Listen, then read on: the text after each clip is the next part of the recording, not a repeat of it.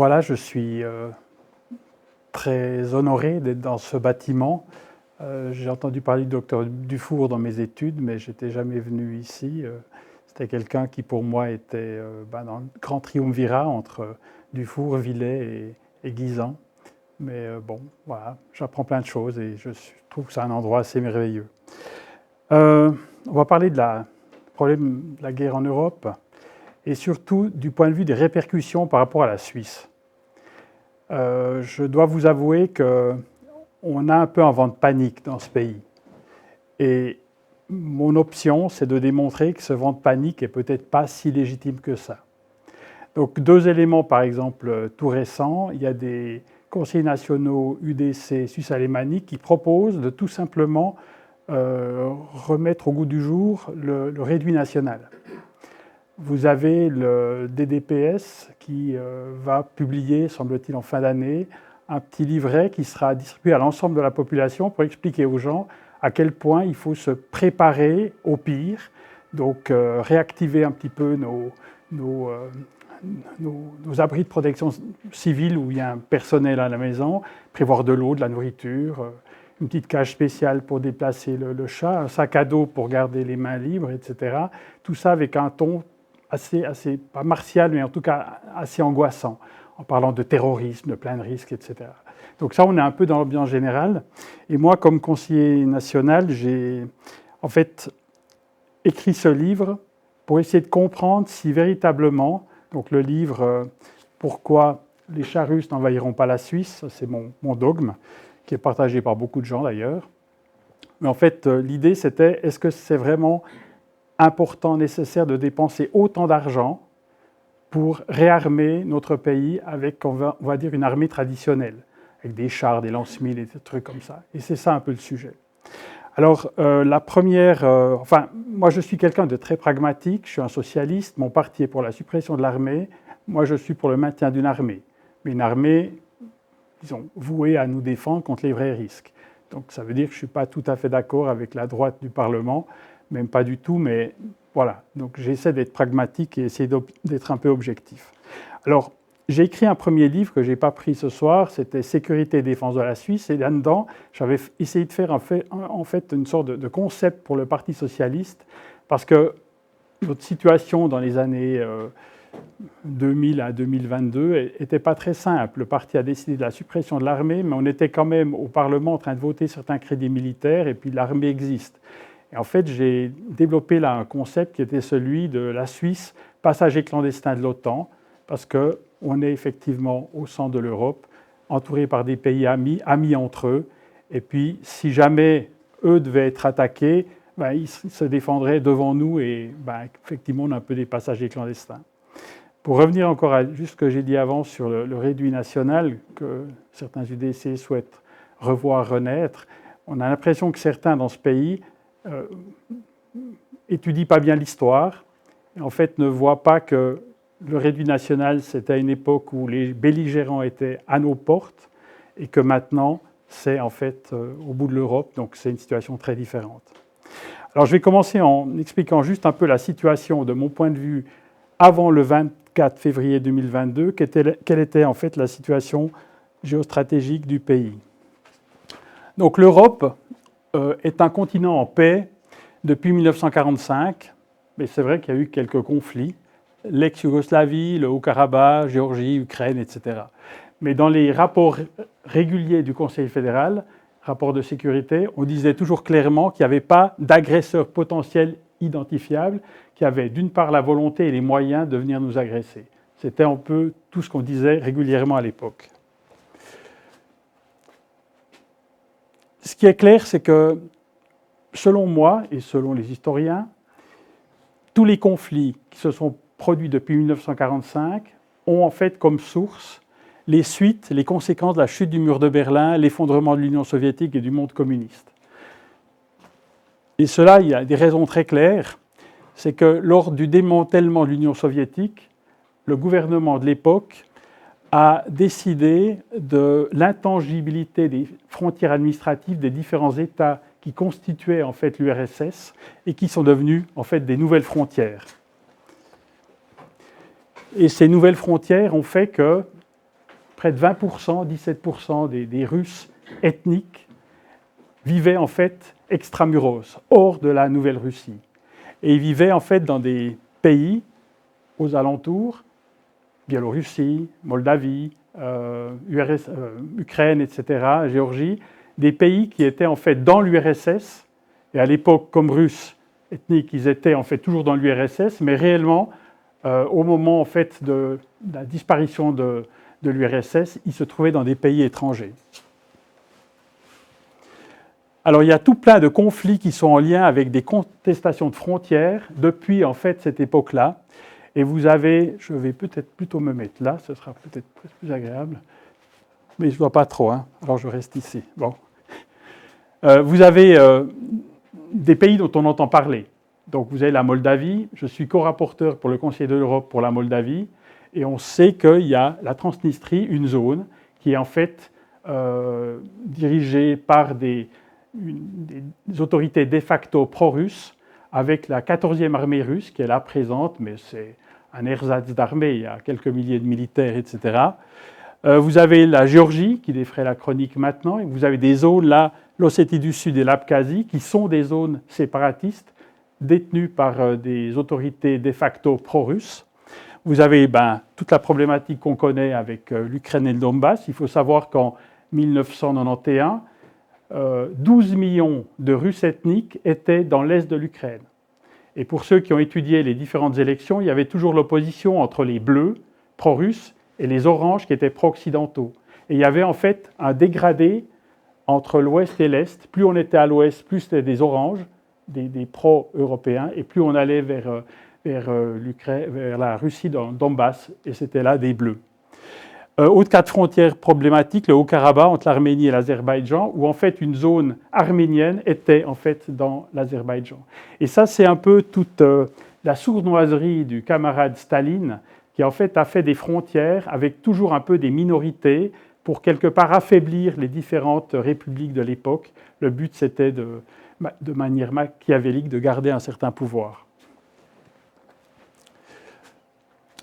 Alors, à la chute de l'URSS, les pays membres du pacte de Varsovie ont adhéré à l'OTAN de manière répétée. Ça, c'est tous des sujets que je ne vais pas trop discuter, qui sont bien expliqués dans le livre, en montrant que quelque part, en 1991, Gorbatchev avait reçu une certaine assurance comme quoi jamais l'OTAN, l'Union européenne, irait grignoter dans la direction de la Russie.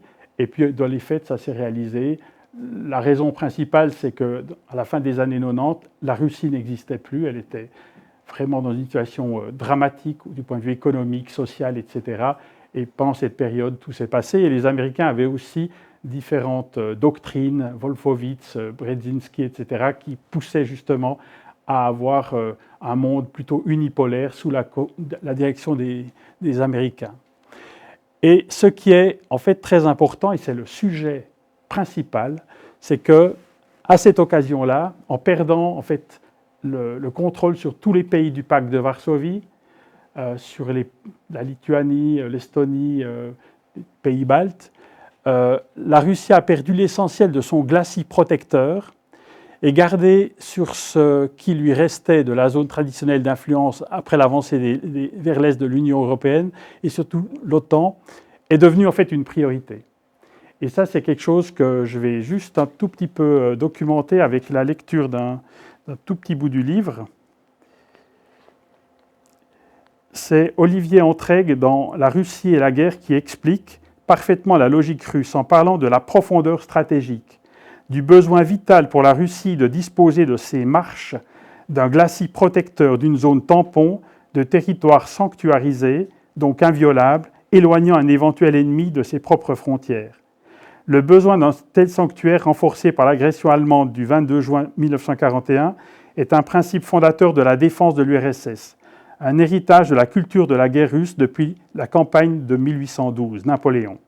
Il doit permettre à Moscou d'absorber le choc d'une agression militaire en échangeant de l'espace terrestre contre du temps pour parer à la lenteur endémique de la mobilisation des forces armées tout en protégeant le centre politique du pays. Quand vous avez une grande zone tampon, ce n'est pas la Russie, c'est d'autres pays, et que l'envahisseur doit venir, et en fait il est loin de ses bases, et il s'affaiblit progressivement, ça permet d'une part aux forces russes de se replier, de se regrouper, d'aller en fait dans la région de l'Oural par exemple, pour ensuite, attendant le froid, répliquer et en fait s'en sortir. Les 2 fois, en tout cas, contre Napoléon et les Allemands, ça a joué comme ça. Alors l'histoire a montré donc au peuple russe que tout était possible. Je fais un peu référence à ce que j'ai dit avant. Donc de tout temps, ils ont des craintes des invasions depuis les plaines de l'Ouest. Donc les Polonais en 1605, Suédois en 1708, Napoléon, guerre de Crimée, les Allemands. Donc eux, ils savent qu'à partir de l'Ouest, des plaines de l'Ouest, des plaines qui sont géographiquement, disons, quelque chose de très facilement franchissable, tout peut se passer. Et un État adapte sa politique à sa géographie. Il y a un bouquin super intéressant de Tim Marshall, Prisonnier de la géographie, quand la géographie est plus forte que l'histoire. Ça a été pour moi à l'époque, quand je réfléchissais à un concept, vraiment un bouquin qui m'a beaucoup éclairé. Et en fait, la géographie ne protège pas la Russie à l'ouest, les grandes plaines dont on a parlé. Par contre, à l'est, il y a l'Oural, puis ensuite la Sibérie interminable. Au sud, il y a le Caucase et au nord, l'Arctique. Par contre, à l'ouest, c'est effectivement open bar. Menace sécuritaire identifiée pour la Suisse avant février 2022. Donc là, on ne parlait pas d'une agression de la Russie, ou etc. Mais on avait en fait le terrorisme, les attaques contre aux infrastructures critiques, c'est aussi un petit peu le terrorisme. Ça veut dire quoi? Nos barrages, nos centrales nucléaires, etc., c'est des sites potentiels qu'on devait protéger. La criminalité, notamment transfrontalière, dans ma région, le Jura, on vit ça de manière très réelle. Je pense aussi à Genève. Les cyberrisques, blackout, on a vu ce qui s'est passé en Espagne ou bien au Portugal. C'est quelque chose qui véritablement arrête et déstabilise complètement un pays. Donc les catastrophes en lien avec le réchauffement climatique, sécheresse, incendie, inondation, éboulement rocheux, on voit ce qui se passe maintenant en Valais, ou récemment, donc à Blatten, et récemment il y avait aussi la même situation dans les Grisons. Et une chose qui existe depuis toujours, c'est des attaques par des missiles. Donc effectivement, les distances s'allongent, mais maintenant on pourrait avoir des gens, même non étatiques, des organismes non étatiques qui envoient des missiles à 3000 km, donc tout est possible. Et là, nous n'avons absolument rien. Ensuite, pandémie, Covid, grippe aviaire, on a vu effectivement ce que ça représentait. Ça, c'était les risques identifiables. La situation géographique de la Suisse au centre de l'Europe a été, depuis 1945, une évolution importante. À l'époque, jusqu'en 1945, on était relativement mal placés parce que les gens qui se faisaient la guerre tous les 30 ans habitaient près de chez nous. Et puis, maintenant, nous avons en fait la chance d'être à distance d'un ennemi potentiel parce qu'autour de nous, il y a effectivement tout un monde qui est le monde de l'OTAN, de l'Union européenne. Donc ces gens sont nos amis, ils sont amis entre eux, ils sont dans les mêmes alliances, on se marie avec eux, on commerce avec eux. Et ça, c'est la réalité dans laquelle on vivait. Et c'était dans ce concept-là que moi, j'avais parlé de la Suisse, passager clandestin de l'OTAN. Donc tout est bleu, donc c'est tout l'OTAN, à part effectivement l'Autriche, qui est, je ne pense pas, un ennemi très dangereux, et le Liechtenstein non plus par ailleurs. Donc voilà, c'est la situation en fait à cette époque. Mais, 24 février 2022, la guerre est revenue en Europe, agression des troupes russes contre l'Ukraine. Et ça a tout chamboulé. Donc, réponse immédiate de la droite, en fait, de la majorité, de l'armée, du Conseil fédéral. La guerre est en Europe. Les chars russes peuvent arriver en Suisse, donc c'était un discours qui était tenu, c'était une grande panique. On avait effectivement, depuis la dernière guerre, à part dans l'ex-Yougoslavie, etc., mais pas vraiment quelque part dans le corps européen auquel on pouvait quelque part s'identifier, on avait des images qui étaient relativement horribles, ce qui s'est passé à l'époque lors de l'invasion. Et puis, à l'époque, on militait pour récolter des signatures pour le F-35. Et puis là, Mme Amert nous a dit écoutez, retirez votre initiative, on a absolument besoin de ces avions, la sécurité du pays est en jeu. Donc le discours, c'était acheter plus de lance-mines, l'artillerie, réparer nos vieux chars Léopard, budget de la défense, donc passer ce qui se discute maintenant 1% du PIB, ça fera 9 milliards dans les années 30, puis ensuite 10 milliards, alors qu'avant, on avait 0,7% du PIB, 5 milliards. Les vraies questions donc, que je pose, que je me suis posées, auxquelles je tente de répondre dans ce livre, c'est: les menaces sécuritaires pour la Suisse ont-elles profondément changé depuis le 24 février 2022? Et puis, par exemple, les chars russes pourraient-ils demain envahir la Suisse? Quand on achète des chars Léopard, quand on veut développer l'artillerie, c'est que quand on répare des chars Léopard, quand on veut acheter de l'artillerie et tout, c'est dans la logique d'une guerre conventionnelle, d'une guerre d'invasion. Donc, quelque part, c'est le risque ultime. Et pour le Conseil fédéral, pour la droite, pour le DDPS, c'est effectivement le DDPS, donc c'est le département militaire, c'est effectivement une hypothèse possible, envisageable. Peu probable, mais elle est envisageable. Alors, moi, je réponds plutôt non, puis je vais essayer de tenter de vous convaincre. Voilà, ça c'est une carte de l'Europe, des belles couleurs. Mais en fait, ce qui est intéressant, c'est la Suisse est là, et puis la guerre, elle est ici.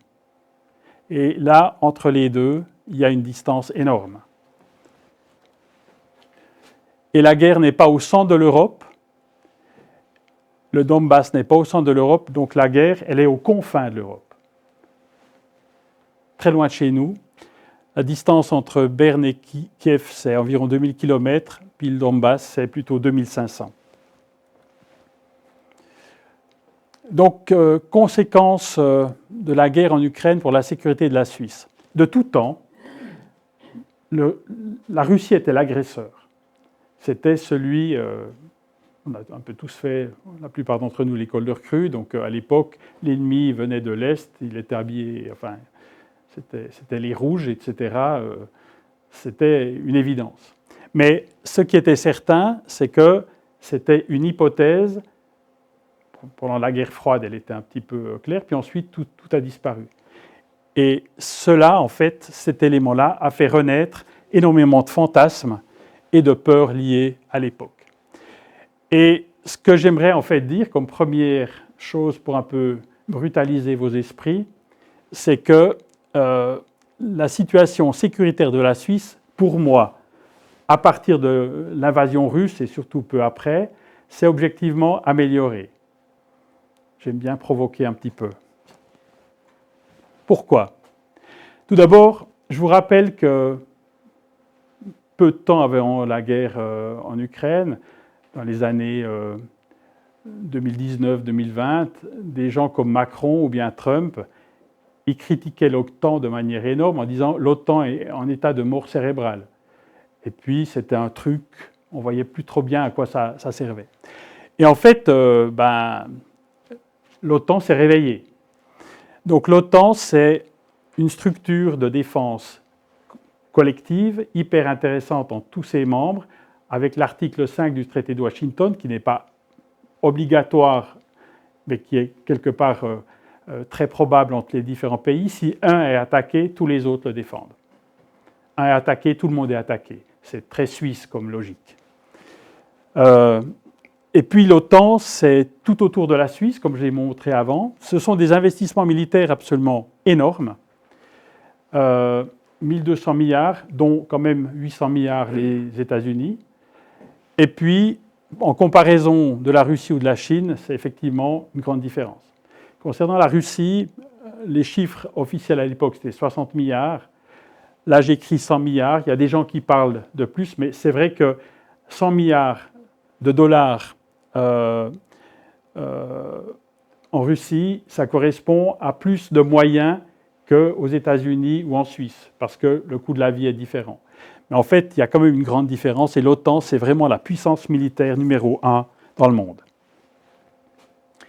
Alors, j'ai ici l'OTAN nouveau, avec, c'est les États-Unis et le Canada, vous voyez que le Groenland, grâce au Danemark, fait déjà partie de l'OTAN. Ils seront peut-être américains bientôt, mais On va laisser Trump encore rêver un moment. En fait, vous avez surtout maintenant la Suède et la Finlande qui ont adhéré, parce qu'effectivement, ils sont juste à côté de la Russie et ils ont une certaine crainte. Mais on a quand même quelque chose de tout à fait conséquent. Alors, retour des USA en Europe, et ça, un petit rappel en histoire, parce que ce n'était pas une évidence. Pourquoi? Parce que depuis Obama, donc depuis les années 2010 environ, il y avait en fait une tendance des Américains à déplacer l'axe prioritaire de défense américain de l'Europe vers l'Orient. Et pour eux, c'était la Chine qui est effectivement le risque majeur, et ils ont pris ces options. Et ils ont progressivement en fait quitté le rôle de gendarme du monde qu'ils ont occupé à l'époque quand ils sont allés en Afghanistan, en Irak, et ils se sont retirés très très progressivement. Je rappelle ici quelques éléments importants. Donc, conflit éclair entre la Russie et la Géorgie en août 2008, pas de réaction de l'OTAN, des Américains. Syrie, attaque chimique 2013, Bachar el-Assad tue des centaines de personnes avec des gaz chimiques, et Obama avait dit, ça c'est la ligne rouge, on n'acceptera pas, on va réagir. Il ne s'est rien passé. Agression russe contre l'Ukraine en 2014, on y reviendra, des sanctions, mais rien, ce qui paraît fou quand on y pense maintenant. Libye, Mali, les États-Unis bien absents, c'est surtout les Français, les Anglais, après au Mali les Français qui sont allés un peu s'embourber là-bas. Et puis l'élément le plus important, c'était ces images du retrait précipité et catastrophique des Américains de Kaboul en août 2021. Donc l'agression de Poutine en 2022 a remis sous la présidence Biden les États-Unis dans le jeu. Mais jusque-là, on avait l'impression qu'ils étaient partis ailleurs. Alors le deuxième élément, alors je ne vais pas m'étendre, on le sait tous, c'est le grand réarmement de l'Europe. Alors on parle maintenant un peu d'une Europe de la défense, c'est loin d'être constitué. En fait, ce que je dis par rapport au risque diminué pour la Suisse, c'est que l'OTAN est debout, et l'OTAN c'est autour de nous, et pour nous envahir, il faut déjà battre l'OTAN, puis l'Europe de la défense devient une réalité. L'Europe faisait énormément confiance aux Américains, maintenant, on y reviendra après, hein, on va parler de Trump un peu, mais j'entends, ils font quand même beaucoup d'efforts. Puis le troisième point, c'est que l'armée russe s'affaiblit chaque jour. Donc, on était persuadé que la Russie était une force militaire importante. Alors moi, j'ai toujours en tête l'histoire du Kursk. C'était ce sous-marin qui, en l'an 2000, a eu une défaillance et les Russes ont été incapables de sauver leurs matelots qui sont morts asphyxiés à quelques centaines de mètres sous la mer. Et en fait, c'était un peu le symbole de ce qu'était la Russie à l'époque. Et l'armée russe était énormément de rouille. Donc il y avait des chars par centaines, par milliers, etc., de l'artillerie. Mais ils n'avaient plus les moyens d'entretenir parce que dans les années 90 à 2000, 1990 à 2000, vraiment le pays était exsangue. Il y a eu 50% de baisse du PIB, une situation économique et sociale catastrophique. Alors, des organisations biomatérielles, logistiques catastrophiques, ils ont, en fait, depuis le début de la guerre, on l'a vu, perdu énormément de chars, d'artillerie. C'est essentiellement les troupes terrestres qui ont été frappées. Mais en fait, vous vous rappelez de ces images où vous aviez ces tanks qui arrivaient, puis il y avait des drones qui arrivaient et qui les détruisaient. Vous savez, les chars, j'écrivais ça dans le premier livre, c'est un peu pour moi comme les chevaliers du Moyen-Âge avec leurs armures. Au départ, quand vous les voyez, les gens avaient peur. Quand ils ont compris qu'il fallait juste tuer le cheval, puis que le chevalier avec son armure tombait, puis qu'après il ne pouvait plus se relever, puis qu'on le tuait très facilement, ça a un peu changé.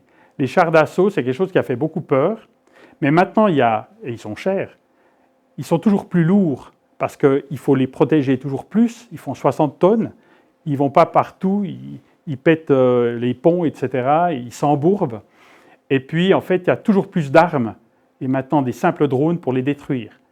Donc c'est aussi pour moi une arme un peu dépassée. Et en fait, en temps de guerre, être dans un char, c'est une excellente façon de mourir rapidement. Je m'excuse, c'est des paroles difficiles et les morts là-dedans doivent être assez pénibles. Voilà. Par contre, les Russes, ils ont des fusées, des missiles supersoniques, ils ont l'arme nucléaire, hein, on y reviendra. et ils ont des morts et des blessés par centaines de milliers. Donc, quelque part, on a l'impression que cette armée qui paraissait hyper puissante, elle n'est pas si forte que ça. Alors, les chars russes ne vont pas arriver en Suisse ni aujourd'hui ni plus tard, je pense, clairement. Les avions russes ne peuvent nous atteindre. Pour nous atteindre, ils devraient partir de Smolensk, qui est en fait en Russie, à quelques centaines de kilomètres de la frontière. Et pour arriver chez nous, ils devraient revenir et partir un ravitaillement en vol. Alors, il y a des militaires parmi nous, c'est quand même assez dangereux d'être ravitaillé, parce que c'est un moment où on est un peu fragile, il y a les forces de l'OTAN, etc., ce serait le baltrap, donc compliqué. Donc, pour nous atteindre, la Russie devrait auparavant défaire les forces de l'OTAN, et je persiste et signe, la Suisse reste le passager clandestin de l'OTAN. Problème, c'est le retour du miraculé. C'est vrai qu'à 2-3 cm près, lors de l'attentat de juillet 2024, les choses auraient pu être différentes. Cet homme a vraiment une chance incroyable. Il ne va pas en prison, il peut faire tout ce qu'il veut. Enfin, c'est vrai, il reçoit même maintenant du Qatar un Boeing à 400 millions. Là. Enfin, il y a beaucoup de chance. Alors, Trump menace tout simplement de quitter l'OTAN et de laisser les Européens à leur triste sort. Mais, en fait, Trump, c'est beaucoup de paroles. On l'a quand même constaté ces dernières semaines ou ces derniers mois. Il dit des choses, il signe des choses, mais en fait, la plupart des choses qu'il signe ou qu'il dit n'ont aucune valeur. Parce que tout doit être, quelque part, dans ce pays, avalisé par le pouvoir législatif, qui est très fort. Trump a en fait moins de pouvoir que Macron. Ça paraît fou, mais c'est comme ça. Par contre, dans les annonces, il en a énormément. Mais Macron, il peut tout seul faire passer l'âge de la retraite de 62 à 64 ans, en gros. Rien ne s'y oppose, 49.3, il peut tout faire. Par contre, en France, le pouvoir législatif est plus faible qu'aux États-Unis. Parce qu'ils ont un système parlementaire très fort, et en fait, il fait beaucoup d'actes médiatiques, mais c'est tout. Donc, il ne pourrait pas décider de quitter seul l'OTAN. Et en décembre 2023, le Congrès a voté une loi qui dispose qu'aucun président ne peut suspendre, résilier, dénoncer ou se retirer de l'OTAN sans une loi du Congrès. Le Congrès, c'est le Sénat plus la Chambre des représentants. Et il faut notamment l'approbation des 2/3 du Sénat. Et là, il n'a pas la majorité. Il y a d'autres arguments. Les Américains, même s'ils menacent, vous avez vu ce qu'il fait? Il dit, allez, 35% pour la Suisse, je crois, 25% de droits de douane, etc. Il lance des trucs. Puis après, il regarde ce qui se passe. Puis après, il négocie. Donc il dit, on va quitter l'OTAN, il faut que les Européens payent, etc. Donc il lance des trucs, mais les éléments, c'est les ventes d'armes à l'Europe, notamment le F-35. Qu'est-ce qui va se passer avec ce marché s'il coupe tous les ponts avec l'Europe?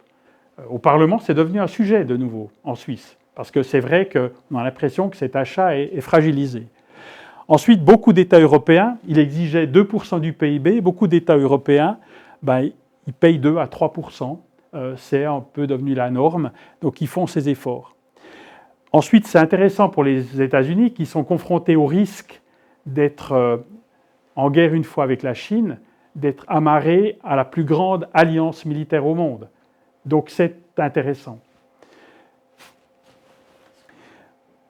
Alors ensuite, il faut savoir que les diasporas d'origine européenne, tous les blancs américains viennent d'Europe et ils ont tous une attache dans un pays européen. Donc c'est clair que si on imaginait que la Pologne était envahie et puis les Américains ne feraient rien, la diaspora polonaise aux États-Unis pourrait poser problème. Ensuite, il y a des accords bilatéraux de défense des USA avec certains pays comme la Pologne, les pays baltes. Donc, quelles conséquences d'un abandon pur et simple des États-Unis? Il y aurait des grosses conséquences en Europe, mais aussi des grandes conséquences aux États-Unis. Alors, donc, Trump fait des deals. C'est clair qu'il sera moins enclin à s'engager en Europe, mais la chose importante, et je vous laisse réfléchir, il veut être le maître du monde. Sur la diapo suivante, on parle de America First. Il ne tolérerait pas un Poutine conquérant, envahissant l'Europe, et voulant devenir, avec son pays, l'alter ego des États-Unis. Ça, c'est absolument impossible. Hein? Donc, America First, etc. Par contre, c'est vrai que ces errements, ces menaces ont eu des conséquences, dont le réveil de la défense européenne, 850 milliards d'investissements militaires en Europe, réarmement massif de l'Europe visant l'autonomie stratégique. Alors, à ce stade, je repose la question, donc les chars russes vont-ils demain envahir la Suisse ? Je vous conseille la lecture d'un bouquin de Frédéric Ancel, La guerre mondiale n'aura pas lieu. Ce bouquin, vraiment, il démontre que nulle part dans le monde, on a un pays qui est capable d'avoir un suicide organisé dans la tête et d'être capable de faire ce bond vers une guerre mondiale et surtout pas l'URSS, et je montrerai après pourquoi. Donc, parce que si on avait ce cas de figure, on aurait une guerre mondiale déclarée, et cette guerre mondiale, ce serait peut-être l'équivalent de la fin du monde. Alors, je remonte ma carte avant, et je vais surtout m'attacher maintenant à discuter de cette notion d'invasion de la Suisse, potentielle par les Russes, qui est en fait la grande peur qu'on a à Berne et ailleurs. Hein. Donc, je vous rappelle, il y a une grande distance. Donc, je le répète, la géographie est implacable. Je l'ai déjà montré avant. La guerre se situe aux confins de l'Europe, 2000 km entre Berne et Kiev, 2500 jusqu'au Donbass. Et une autre question essentielle, c'est quelles sont les intentions véritables de Poutine ? Est-ce que c'est un fou dangereux, un type qui ne réfléchit pas, qui veut juste assouvir sa haine de l'Occident, envahir, tuer, détruire l'Occident? Ou bien est-ce que c'est un homme froid, calculateur et prudent? Je vous rappelle que pendant la crise du Covid, il paniquait complètement. Il a reçu le camarade Macron à 10 ou 15 mètres au bout d'une autre table, etc. Il se protégeait constamment. Donc c'est quelqu'un qui tient fortement à la vie. Et la question, c'est quels sont ses objectifs? Quelles sont ses lignes rouges? Alors, de nouveau Tim Marshall, dont j'ai parlé avant, prisonnier de la géographie, qui dit en fait cette phrase importante: « Chaque État détermine ses choix politiques en fonction de données géographiques qui imposent leurs contraintes. La Russie vit dans l'obsession de sécuriser son étranger proche, on l'a vu avant, et d'avoir accès aux mers chaudes. » Alors ça, c'est un autre élément. Donc la Russie, c'est un énorme continent, 17 millions de kilomètres carrés, 11 fuseaux horaires, mais ils ont un énorme problème, c'est qu'en fait, l'accès aux mers leur est très compliqué. Parce que l'accès aux mers, c'est très important pour le commerce. Hein. Les navires, c'est ce qui est effectivement le plus économique pour se déplacer et commercer. Et puis, c'est important aussi par rapport à sa marine de guerre. Alors, vous avez le nord. Le nord, c'est les glaces. L'hiver, c'est très compliqué. Vous avez l'est, Vladivostok et compagnie, c'est très compliqué aussi. Mourmansk, etc., c'est des glaces. Il y a la Baltique, à l'ouest. La Baltique, c'est devenu très, très compliqué parce que la Baltique, c'est maintenant une mer intérieure de l'OTAN depuis que la Finlande et puis la Suède sont arrivés. Il y a juste encore Kaliningrad, qui est une enclave russe, c'est tout. Et puis, il y a des fleuves qui peuvent servir aussi pour acheminer. Mais tous les fleuves principaux, ils vont vers le nord, donc vers les glaces. Il y a juste la Volga qui va vers le sud, vers la mer Caspienne, qui est une mer fermée. Donc, c'est très gênant. Donc tout ce qu'ils ont, c'est en fait la Crimée, Sébastopol, l'accès à la mer Noire, aux mers chaudes. Et de tout temps dans l'histoire russe, ça a été une volonté de combat très importante. Et qu'est-ce qui s'est passé en 2014? J'anticipe un peu parce qu'on a bien décrit les choses. En 2014, tout d'un coup, vous avez le pouvoir pro-russe à Maïdan qui tombe, et la première démarche que fait Poutine, ayant peur que le nouveau pouvoir pro-russe ukrainien décrète que les accords qui existent sur le port de Sébastopol tombent, qu'est-ce qu'il fait? Il envahit la Crimée, parce qu'il a besoin en fait de cet accès aux mers chaudes. Et ça, c'était les éléments de 2014. Alors, un autre élément historique très important, c'est le sommet de l'OTAN à Bucarest en 2008. À cette époque-là, Bush, fils président américain, propose à ce sommet l'entrée immédiate de l'Ukraine et de la Géorgie dans l'OTAN. À l'époque, la Russie était militairement quand même faible. Elle était en train de se réarmer depuis 2007 et quelque part, je pense qu'ils n'auraient pas pu réagir. Mais là, les Français, les Allemands notamment, ils se rendent compte que Poutine montre un peu les dents, ce serait peut-être une ligne rouge, ils veulent la paix et ils s'opposent. Et là, au sommet de l'OTAN, ils font véritablement la bêtise du siècle, qu'on paye maintenant encore, en disant la Géorgie et l'Ukraine ne peuvent pas entrer dans l'OTAN et bénéficier dès maintenant de la protection de l'article 5, mais ces deux pays ont vocation à entrer dans l'OTAN. Donc, l'OTAN a fait de la Géorgie, on voit ce qui se passe maintenant, et de l'Ukraine des cibles. Et Poutine savait exactement ce qu'il devait faire. Alors il y a eu, on était donc en 2008, le 3 ou 4 avril 2008, 2010, élection en Ukraine, victoire de Yanukovych, un candidat pro-russe, et très vite, il y a un grand réchauffement entre l'Ukraine et la Russie. C'est à cette époque-là qu'on fait des accords pour le port de Sébastopol pour 30 à 35 ans. Et en 2013, Yanukovych est censé signer des accords avec les Européens pour aller commercialement de plus en plus en direction de l'Union européenne. Et là, Poutine ne veut pas, il met des dizaines de milliards de dollars sur la table et Yanukovych tire la prise avec les Européens. Et ça provoque en fait la révolution de Maïdan. Alors, les mauvaises langues, mais je suis d'accord avec ces mauvaises langues, nous expliquent que les Anglais, les Américains étaient derrière et ont pas mal allumé, mais c'est clair qu'il y avait un nationalisme ukrainien qui était très fort, et ça a conduit en fait au départ forcé de Yanukovych début 2014.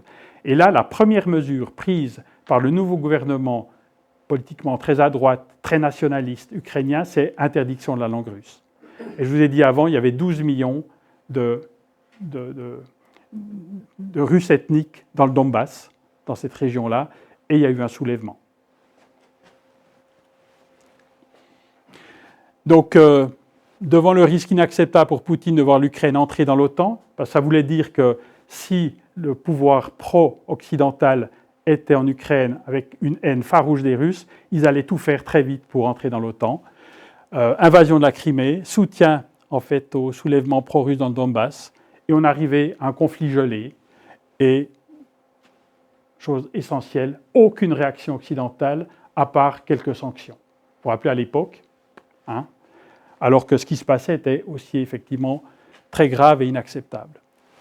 On saute quelques années, et au printemps 2021, la Rada, qui est en fait le Parlement ukrainien, vote une loi pour la reconquête du Donbass et de la Crimée.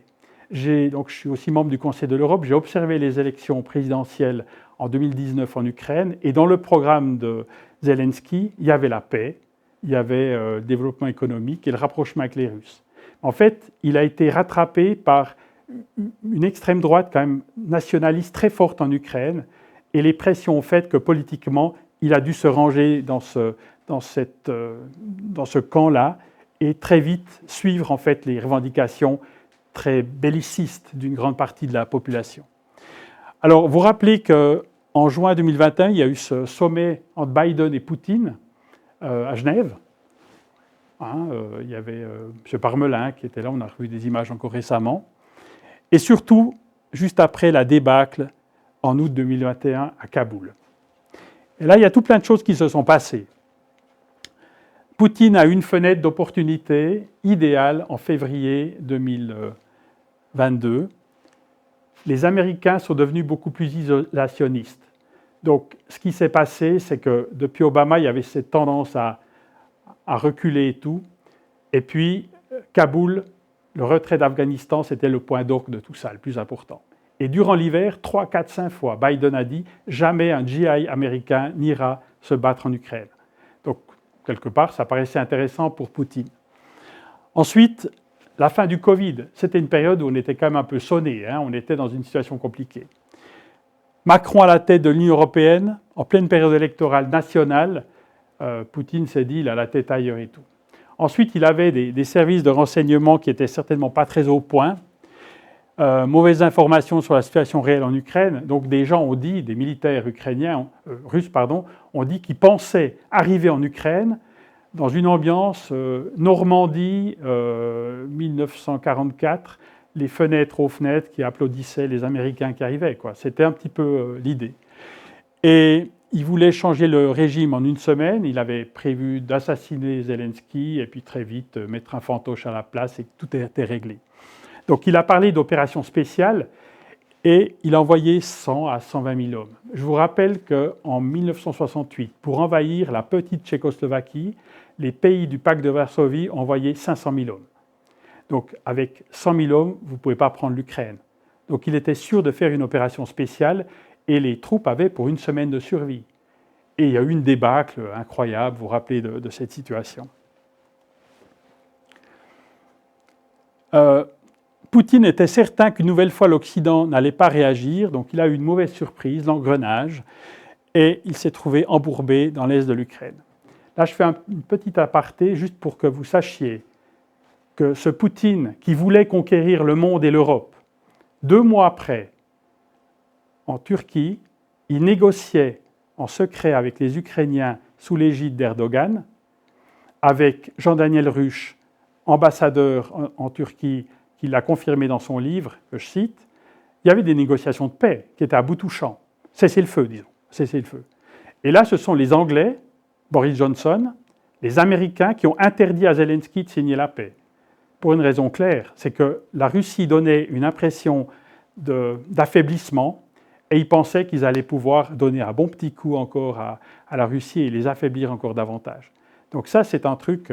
Et maintenant, quand Poutine en parle, il dit que au printemps 2022, c'est les Ukrainiens qui ont quitté en fait, les négociations. Je crois que j'avais tout dit là. Juste, voilà.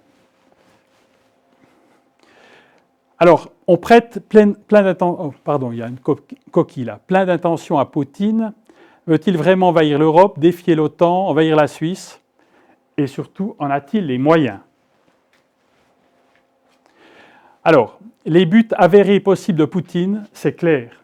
C'est empêcher l'Ukraine d'entrer dans l'OTAN. Il veut absolument garder une marge, une marche, une zone tampon, pour que si jamais les troupes de l'OTAN arrivent, ils puissent un peu se retourner.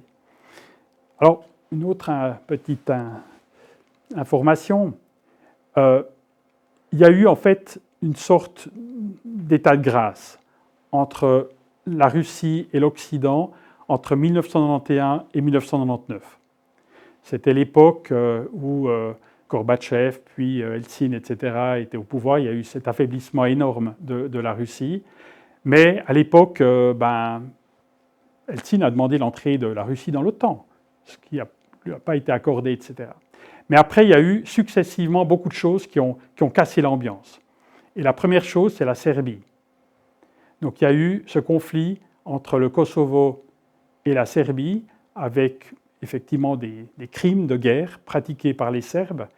Et là, sans décision de l'ONU, l'OTAN est intervenue et a bombardé de manière massive la Serbie, imposant la paix aux Serbes. Et ça, c'est quelque chose qui a été pour eux compliqué, parce que l'OTAN, ce n'était pas une structure de paix, c'était une structure quelque part de guerre.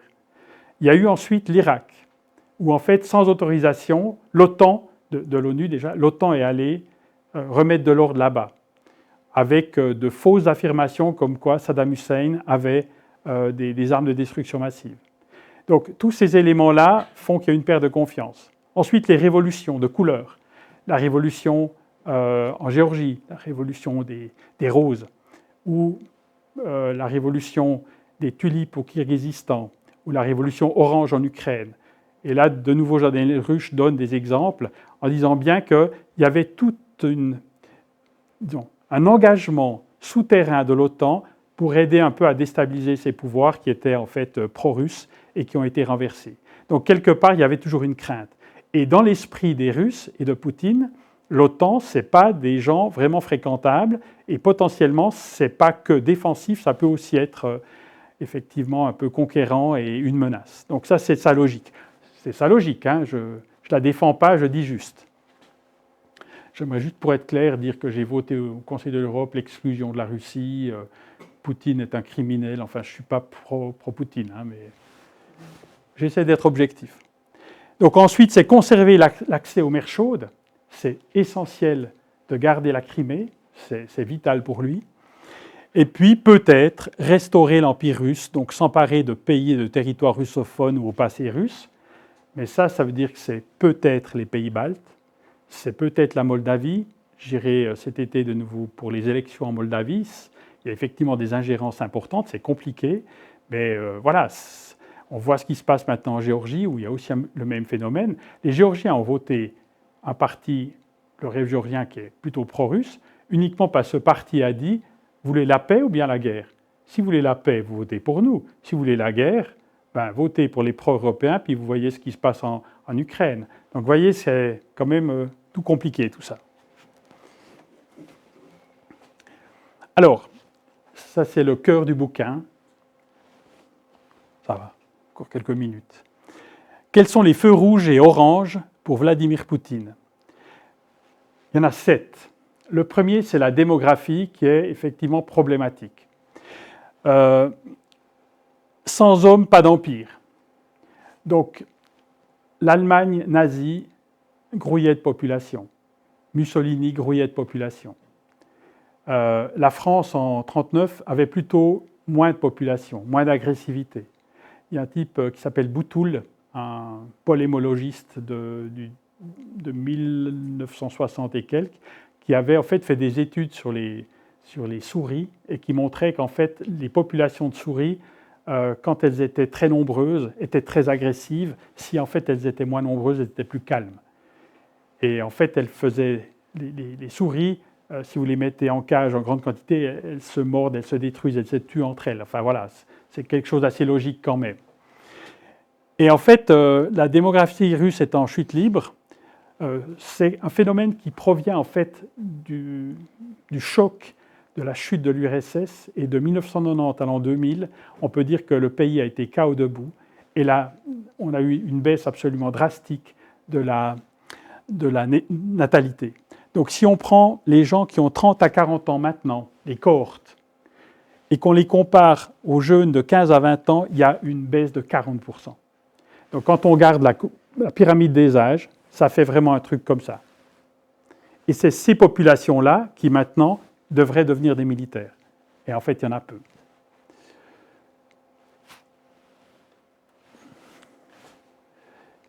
Deuxième point, donc sans hommes, pas d'empire.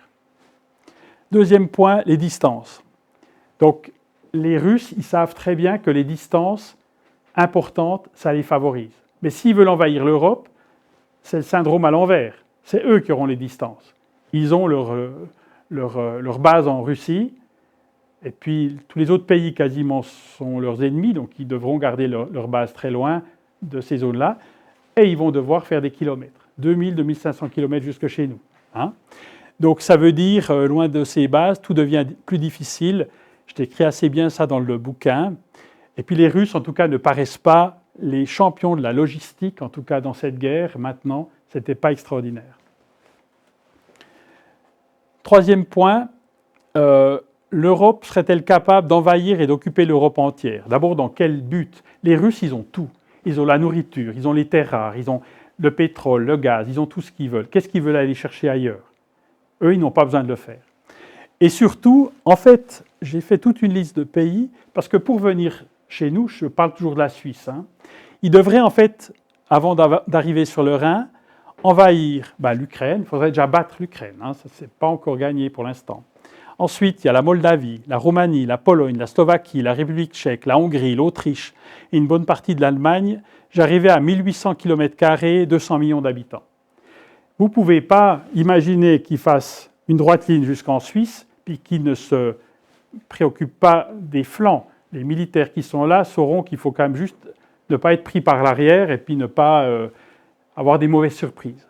Et en fait, on sait que dès le moment où on occupe, surtout dans des zones pas très fraternelles, il faut un militaire pour 40 à 50 habitants. Mon calcul, j'arrive à 4 à 5 millions de soldats. Actuellement, l'armée russe, c'est 1,3 million environ. Ensuite, je ne vais pas m'étendre, mais depuis le début de la guerre, l'armée russe ne montre pas qu'elle est hyper puissante. Donc, ils ont effectivement des armes très puissantes, des missiles, des armes supersoniques, etc. Mais la base des troupes, regardez dans la mer Noire, leur marine ne fait quasiment rien. Ils se font détruire des avions par des drones, etc., des navires par des drones. Donc, c'est quelque chose de relativement compliqué. Ça, c'est le point suivant. Et après,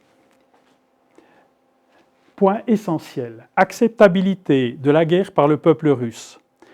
Il n'y a pas de mobilisation générale. On va parler de qui est dans son armée.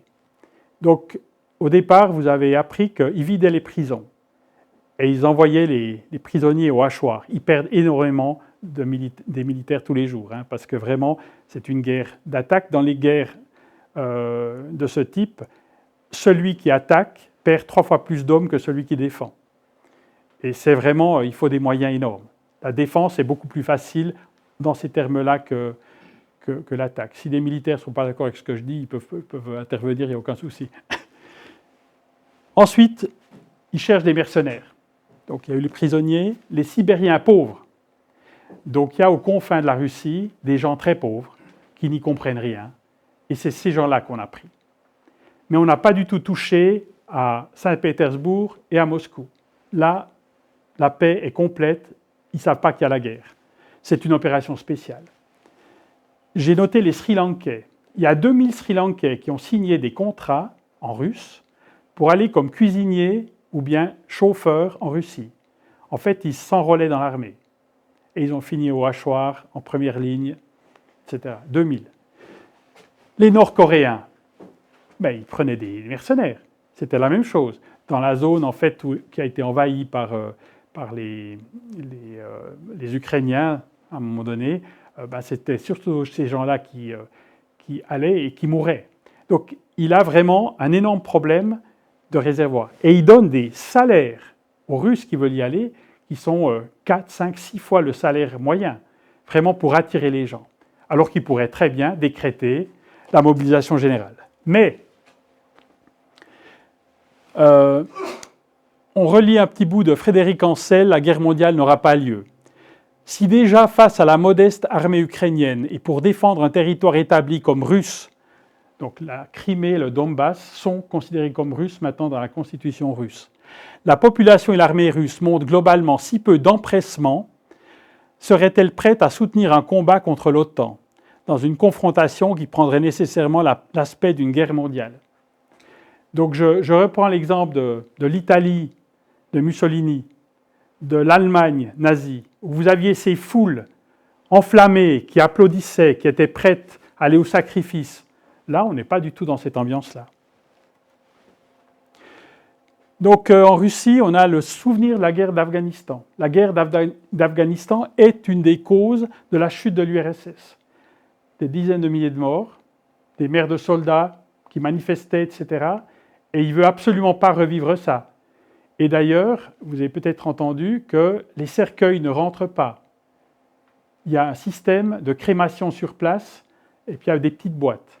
Donc on n'envoie pas des corps entiers à la maison. On gère ça un peu autrement.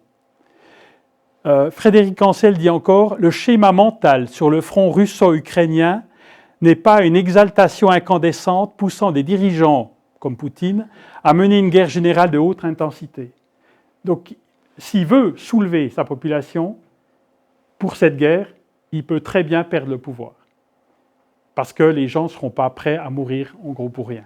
Et quand vous êtes, j'ai été en 2021 pour les observations d'élections de la Douma en Russie, je vous promets, quand vous êtes à Moscou, c'était il y a 4 ans, vous êtes vraiment dans une ville occidentale avec plein d'opulence et tout. Les gens, dans les campagnes, sont très pauvres, mais dans les villes, qui ne veulent surtout pas toucher, les gens, ils savent très bien ce qu'ils peuvent risquer. Et on n'est pas prêt à mourir à n'importe quel prix. Autre point important, la dissuasion nucléaire. Pour beaucoup, la dissuasion nucléaire représenterait l'assurance absolue d'une paix perpétuelle en Europe et aujourd'hui la guerre. Oui, mais la dissuasion nucléaire, elle marche super bien. Pourquoi ? Vous avez un pays comme l'Ukraine qui a perdu ses armes nucléaires dans le mémorandum de Budapest en 1994. Les Ukrainiens faisaient partie de l'URSS et quand l'URSS a disparu, ils ont conservé des armes nucléaires. Et en fait, ils ont dû les rendre. C'était le mémorandum et là, les Russes, notamment les Américains et d'autres, assuraient la sécurité de l'Ukraine. Donc, ils n'avaient pas d'armes nucléaires. Mais tous les autres pays autour, ils ont, à part la Moldavie, une protection. Donc, il y a les pays de l'OTAN et puis il y a la Russie. Alors, la Russie, elle a innové, elle fait en fait une guerre d'agression protégée par son parapluie nucléaire, et puis en fait, elle provoque des crimes en Ukraine, enfin horribles, enfin on est d'accord. Et puis de l'autre côté, les pays de l'OTAN donnent énormément d'armes à l'Ukraine pour se défendre, et les Russes laissent faire. Donc quelque part, la dissuasion nucléaire, elle marche. Elle fonctionne. Juste un truc, je suis un dissident de mon parti. Les partis socialistes souhaitent en fait qu'on ratifie le TIAN, qui est le traité d'interdiction des armes nucléaires. Et en fait, je suis un des seuls, mais moi je suis contre, parce que vous ne pouvez pas demander aux démocraties de renoncer aux armes nucléaires, qu'elles vont peut-être faire si elles nous écoutent, parce que les autocrates seront les derniers à le faire. Et celui qui conservera les armes nucléaires à la fin, il aura un sacré pouvoir sur les autres. Hein? Ensuite, il faut savoir que, surtout vous ici à Genève, j'ai parlé avec des parlementaires français, le bouclier nucléaire français protège la Suisse. En Suisse, on a 200 000 Français. Et avoir un bouclier nucléaire, c'est quelque part une sécurité énorme, parce qu'il n'y a personne qui veut l'utiliser. Celui qui commence, c'est le début de la fin. C'est possible, mais ce jour-là, on va tous mourir. Il y a des milliers d'ogives qui seraient là pour en fait nous détruire. Dernier point, donc avant d'atteindre la Suisse, il faudrait battre l'OTAN. Et ça, c'est quand même un peu compliqué. Et même si les Américains se retirent, ce que je ne crois pas, parce que si Poutine faisait ça, les Américains ne pourraient pas supporter d'avoir un équivalent. Trump n'accepterait pas que quelqu'un menace sa prééminence America First, donc il serait avec nous. Mais même autrement, il faudrait déjà qu'ils battent l'ensemble des pays de l'OTAN, l'Europe, etc. Donc en fait, on en est loin. Donc voilà. Je vous rappelle que Trump veut juste la paix à tout prix pour faire du business et puis exploiter les terres rares en Ukraine. Donc moi, je pense qu'on va vers la paix assez rapidement parce que Poutine, si vous écoutez ce que j'ai dit avant, il a plutôt intérêt à ce que ça s'arrête parce qu'il ne voulait pas entrer dans ce bourbier et puis il a quasiment obtenu tous ses résultats. Il veut, lui, l'assurance que l'Ukraine n'entre pas dans l'OTAN, garder le Donbass, garder la Crimée. Et puis, Zelensky, si les Américains tirent la prise, ce sera aussi compliqué. Donc, et Poutine, ce qu'il veut, c'est la paix pour faire du business. Il ne s'en cache pas. Et puis ensuite, exploiter les terres rares, parce qu'il y a de l'argent à se faire. Alors, parlons maintenant des véritables risques pour la Suisse en lien avec la guerre en Ukraine. Donc, les attaques cyber, où on le vit, ça existe, c'est clair. La désinformation. Des missiles, ça, c'est une menace possible. On peut imaginer que des prud'hommes partent et puis ça peut aller assez loin. Et là, jusqu'en 2030, en tout cas, on n'a rien. Parce que le système Patriot, il est prévu pour ce moment-là. Et pour être franc, je ne suis pas sûr qu'on les aura. Parce que la production américaine de Patriot n'est pas énorme. Et en fait, le vrai problème, c'est que c'est plutôt Israël, c'est plutôt les pays en première ligne comme la Pologne ou d'autres qui pourraient en obtenir. Et là, j'ai déposé en fait une motion à Berne pour demander, moi socialiste, que le Conseil fédéral lance une seconde procédure pour une acquisition de ce type d'armement européen, en espérant pouvoir en obtenir, en augmentant les chances. Parce que pour moi, ça, c'est une sécurité absolue pour le peuple suisse que l'on n'a pas. Des risques, crise énergétique, crise économique, puis l'arme atomique, bien entendu. Là, on est totalement impuissant. Alors, la réponse de la l'armée, de la majorité du Parlement, etc., c'est armer le pays avec chars et lance-mines, F-35 tout de suite. On peut parler un peu du F-35, mais ça va prendre du temps.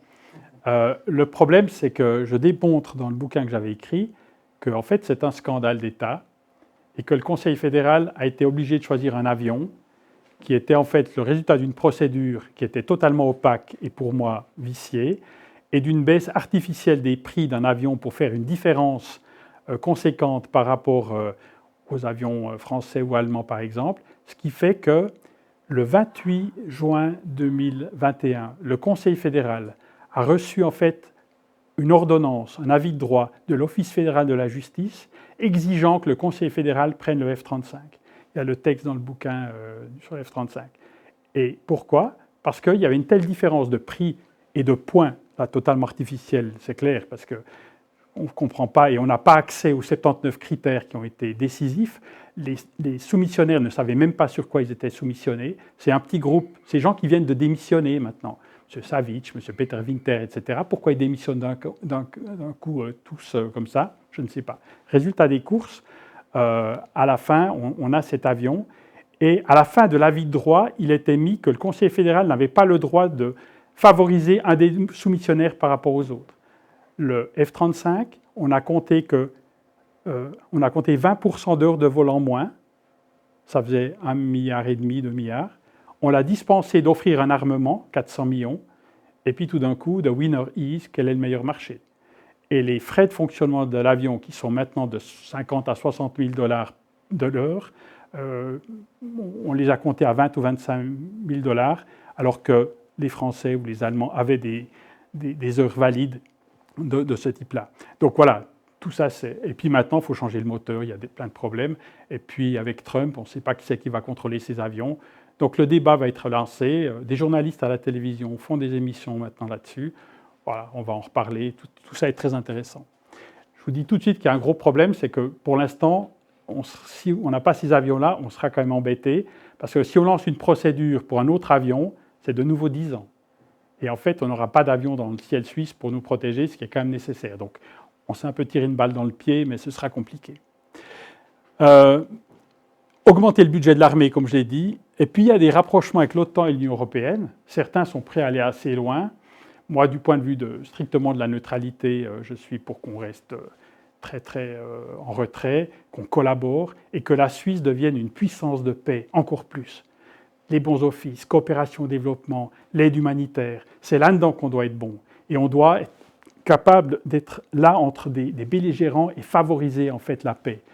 Et on a pris des initiatives malheureuses comme au Bürgenstock où on fait en fait une grande fête de la paix, un sommet sur la paix, en invitant que les Ukrainiens, parce que Zelensky ne voulait pas que les Russes soient invités. Donc vous voyez, c'est un peu compliqué, quoi. On se tire des balles dans le pied. Mais je crois qu'on doit être au bout. Ah non. Véritable réponse, oui. Encore ça, pour moi, c'est renforcer notre cyberdéfense, disposer d'une défense solaire robuste. On manque de milliers de policiers en Suisse. Par rapport aux attentats, il faut des policiers, des gardes frontières. C'est un socialiste qui vous le dit. On en manque de 3 000, 4 000, 5 000. Et puis, une armée mobile pour lutter contre le terrorisme, les vrais risques qu'on peut avoir, à titre de subsidiarité derrière les autorités civiles et la police. Mais une armée classique avec des centaines et des centaines de chars pour défendre la frontière, pour moi, ça ne sert à rien, même si les charistes demandent 4 milliards pour avoir environ 300 ou 400 chars opérationnels. Et ça, j'achète pas. Voilà.